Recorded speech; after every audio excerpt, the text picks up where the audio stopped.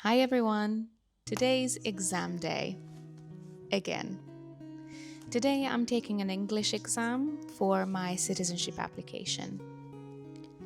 I've been adding every single requirement to my calendar.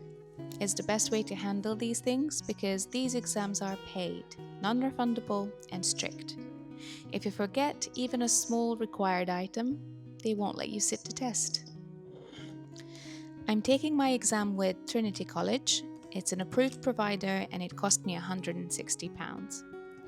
I'm doing this because Citizenship has a specific list of approved exams and providers, and honestly, it was much cheaper and faster to just sit this exam than to jump through all the hoops to authenticate my English philology degree from back home.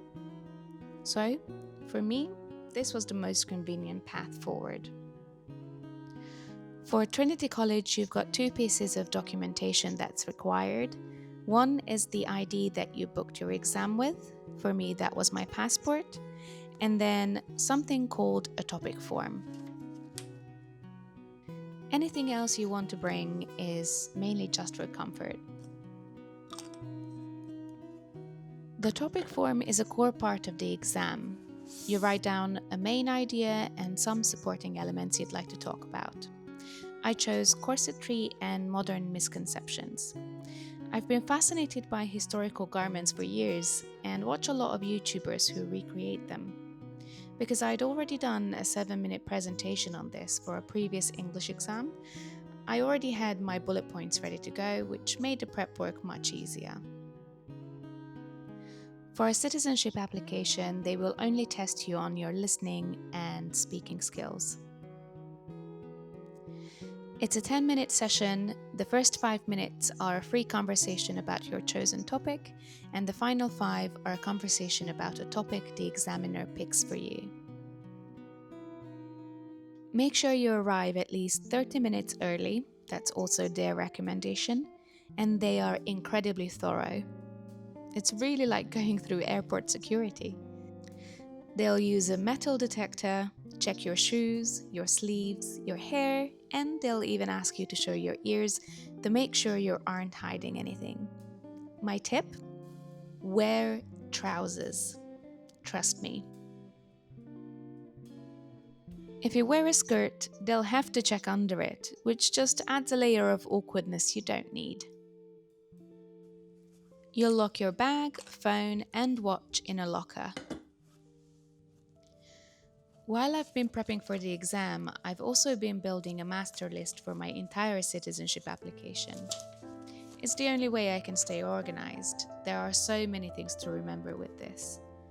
At the very top, I have my 2 exams, but then there's the massive task of putting all my documentation together. A big part of this is my subject access request, SAR, from the Home Office to get my official travel history. I need that data so I can compare it against my own personal records and make sure that I haven't missed any trips outside the country. I need to be absolutely certain I'm within the permitted absence limits for both the 1-year and 5-year periods they're requiring. Apart from the travel documentation, I will also need to gather my payslips from the last 5 years, all my P60s, and any addresses I might have held in the past 5 years. The Home Office has a month to gather all my travel information, so in the meantime, I will try to pull all the rest of the information together. After all of the information is pulled together, I will need to find 2 referees. One has to be a professional person. According to the list provided with the application, they have to be either doctors, lawyers, accountants, ministers in a church, or other professionals such as business owners, CEOs, directors, managers. And they don't have to be British citizens, they just have to know you for at least 3 years. The other referee should be a British citizen. They should also know you for more than 3 years, but there's no professional requirements for them. You also need to make sure that these referees are not your family members, not your partner, and not your legal representative for the application. For me, finding a professional referee is going to be the hardest. I'm at my current job for less than 3 years, so professionals there don't know me for long enough. And for professionals that know me from previous years, I am not really in touch with anymore. So it would be a bit awkward reaching out to them. Today, apart from the compulsory stuff, I'm just keeping my usual comfort items in my bag. Take some water and hydrate. It's going to make it easier to talk. We're all good to go. Let's hop on a tube.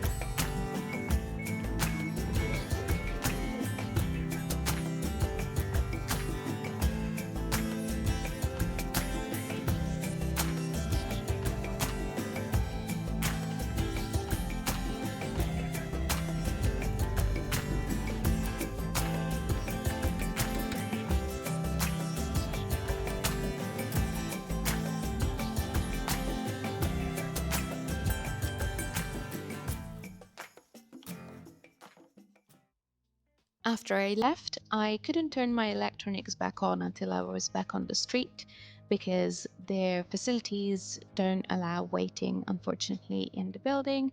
So make sure that you've got a safe area that you can go to switch your electronics back on.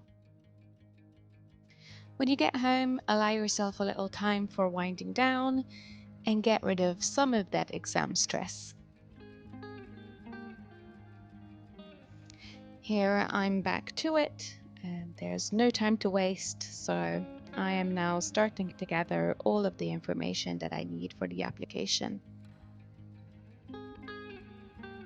I've been planning this for so long that I actually do have quite a few things gathered already, but by now half of it is not needed because they're outside of the 5-year period, so I need to restart.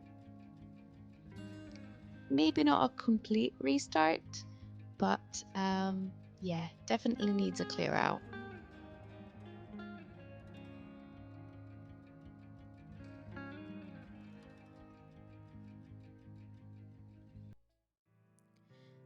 And just for a little me time, I thought that I would decorate my current calendar pages, the one that includes the English exam specifically, just as a little reward for myself.